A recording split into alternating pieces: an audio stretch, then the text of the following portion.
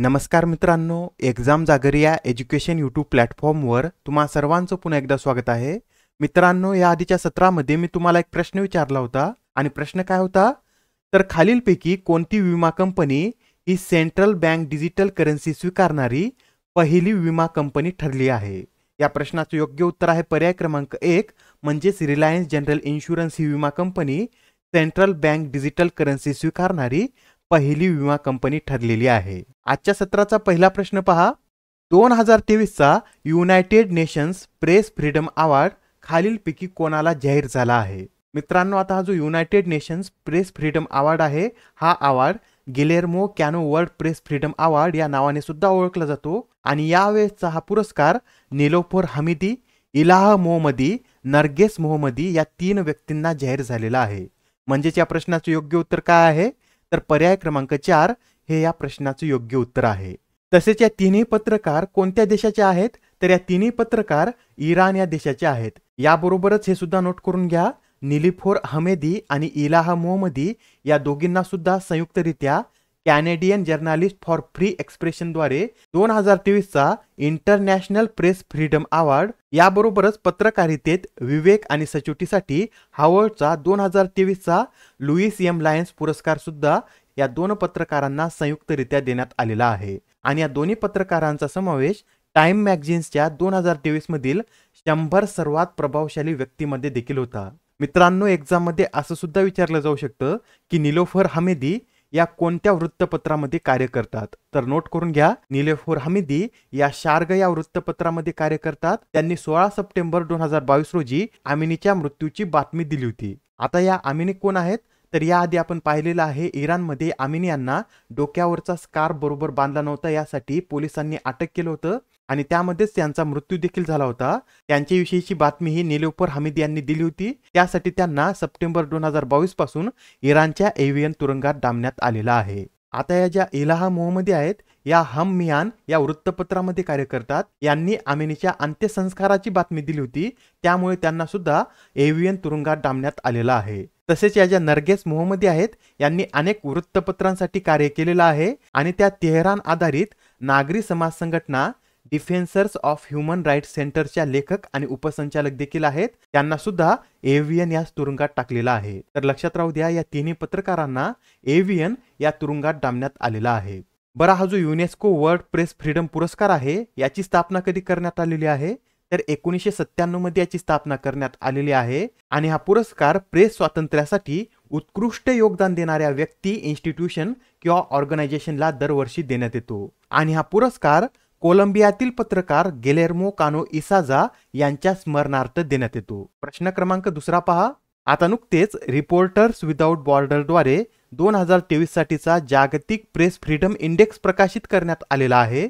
तर या जागतिक प्रेस फ्रीडम इंडेक्स मध्ये भारत कितव्या स्थानी आहे, तर 180 देशाच्या यादीत भारत हा 161व्या स्थानी आहे. आणि भारताचा यामध्ये स्कोर किती आहे, तर 36.62 इतका भारताचा यामध्ये स्कोर आहे. याआधी म्हणजे 2022 मध्ये भारत या रँकिंग मध्ये कितव्या स्थानी होता, तर 150व्या स्थानी होता.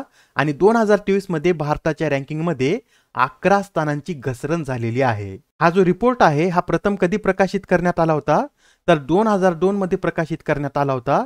त्यावेळेस भारत यामध्ये 80व्या स्थानी होता आणि तेव्हापासून भारताच्या या रँकिंग मध्ये घसरणच होत आहे. आणि यावर्षी तर आता भारत 161व्या स्थानी गेलेला आहे. यावेळेस या रिपोर्टची कितवी आवृत्ती आहे, तर 21वी आवृत्ती आहे. तसेच या रिपोर्टमध्ये जे 5 इंडिकेटर आहेत, त्यामध्ये भारताचं स्थान काय आहे हे सुद्धा नोट करून घ्या. यामध्ये पॉलिटिकल इंडिकेटर मध्ये भारत 169व्या स्थानी आहे, इकॉनॉमिक इंडिकेटर मध्ये 155व्या स्थानी, लेजिस्लेटिव्ह इंडिकेटर मध्ये 144, सोशल इंडिकेटर 143 आणि सिक्युरिटी इंडिकेटर मध्ये भारत हा 172व्या स्थानी आहे. या रिपोर्टमध्ये प्रथम स्थानावर कोणता देश आहे, तर 95.18 गुणासह यामध्ये नॉर्वे प्रथम स्थानावर आहे. दुसऱ्या क्रमांकावर आयर्लंड आहे, तिसऱ्यावर डेन्मार्क, चौथ्यावर स्वीडन आणि 5व्या क्रमांकावर फिनलँड हा देश आहे. बरं, हे झाले पहिले 5 देश. तर शेवटचे 5 देश कोणते आहेत, तर 180व्या स्थानी नॉर्थ कोरिया आहे, 179व्या स्थानी चीन आहे, 178व्या स्थानी व्हिएतनाम, 177व्या स्थानी इराण, तर 176व्या स्थानी तुर्कमेनिस्तान हा देश आहे.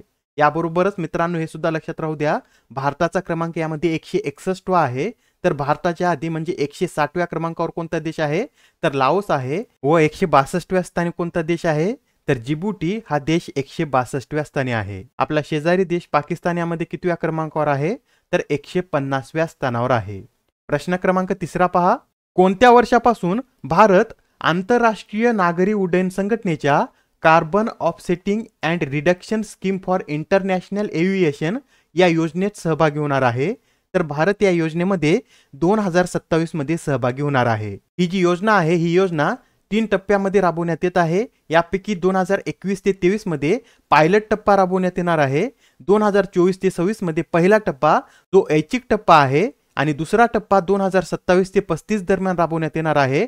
हा टप्पा सर्व सदस्य देशांसाठी अनिवार्य असणार आहे. भारताने या योजनेच्या ऐच्छिक टप्प्यात सहभागी न होण्याचा निर्णय घेतलेला आहे. 2027 पासून भारत हा या योजनेमध्ये सहभागी होईल. ही जी योजना आहे ही योजना आंतरराष्ट्रीय नागरी उड्डयन संघटनेने विमान वाहतुकीमुळे CO2 उत्सर्जनात होणारी वाढ रोखण्यासाठी सुरू केलेली आहे. आता ही जी आंतरराष्ट्रीय नागरी उड्डयन संघटना आहे ज्याला इंग्लिशमध्ये काय म्हणतात, तर इंटरनॅशनल सिव्हिल एव्हिएशन ऑर्गनायझेशन असे याला इंग्लिशमध्ये म्हणतात.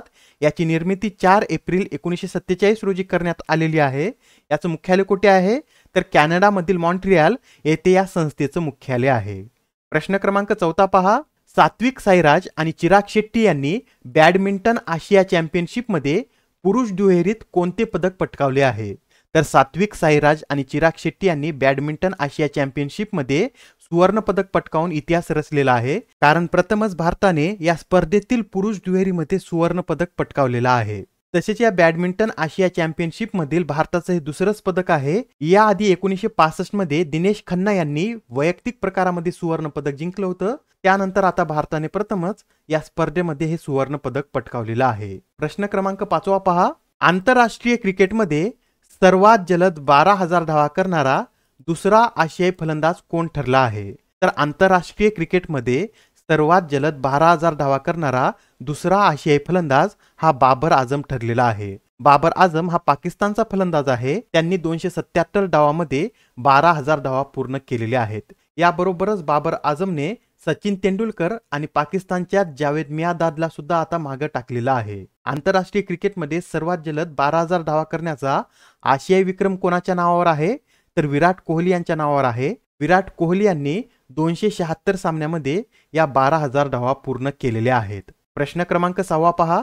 17व्या जागतिक बुद्धिबळ चॅम्पियनशिप स्पर्धेचे विजेतेपद कोणी पटकावले आहे, तर 17व्या जागतिक बुद्धिबळ चॅम्पियनशिप स्पर्धेचं विजेतेपद चीनच्या डिंग लिरेन यांनी पटकावलेलं आहे. डिंग लिरेन यांनी रशियाच्या इयान नेपोमनियात्सी यांना हरवून या स्पर्धेचं विजेतेपद पटकावलेलं आहे. याबरोबरच डिंग लिरेन ही स्पर्धा जिंकणारे चीनचे पहिले पुरुष खेळाडू ठरलेले आहेत. लक्षात ठेवा, डिंग लिरेन हे जागतिक बुद्धिबळ चॅम्पियनशिप स्पर्धा जिंकणारे चीनचे पहिलेच पुरुष खेळाडू आहेत.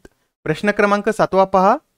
अणुऊर्जा आयोगाच्या अध्यक्षपदी कोणाची नियुक्ती करण्यात आली आहे, तर अणुऊर्जा आयोगाच्या अध्यक्षपदी अजित कुमार मोहंती यांची नियुक्ती करण्यात आलेली आहे. बरं, अजित कुमार मोहंती हे या पदावर कधीपर्यंत राहणार आहेत, तर 10 ऑक्टोबर 2025 पर्यंत ते या पदावर राहणार आहेत.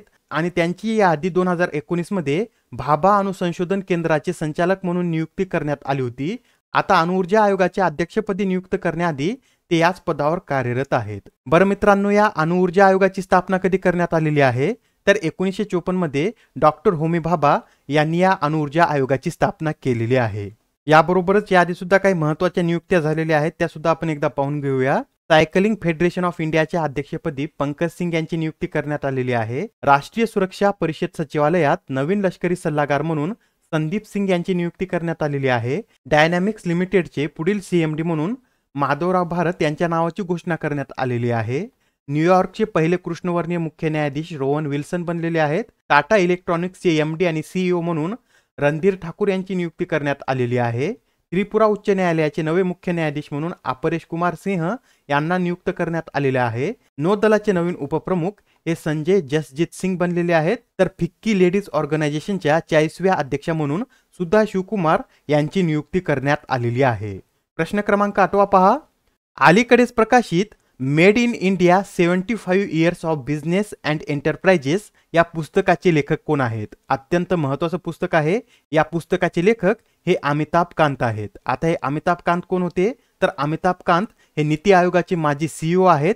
यांनी 2016 ते 2022 पर्यंत नीती आयोगाचे सीईओ म्हणून कार्य केलेलं आहे आणि त्यांनी आता made in India 75 years of business and enterprises हे पुस्तक लिहिलेलं आहे. प्रश्न क्रमांक 9 पहा. क्वाड समिट 2023 चे आयोजन कोणत्या शहरात करण्यात येणार आहे? तर क्वाड समिट 2023 चे आयोजन सिडनी या शहरामध्ये करण्यात येणार आहे. या आधीच्या 2 समिट अमेरिका आणि जपान या देशामध्ये झालेले आहेत. आता तिसरी समिट प्रथमच ऑस्ट्रेलिया देशामध्ये आयोजित करण्यात येत आहे. हा जो क्वाड गट आहे यामध्ये कोणकोणत्या देशाचा समावेश होतो? तर अमेरिका, ऑस्ट्रेलिया, भारत आणि जपान या 4 देशांचा यामध्ये समावेश होतो. आजच्या सत्राचा शेवटचा प्रश्न पहा.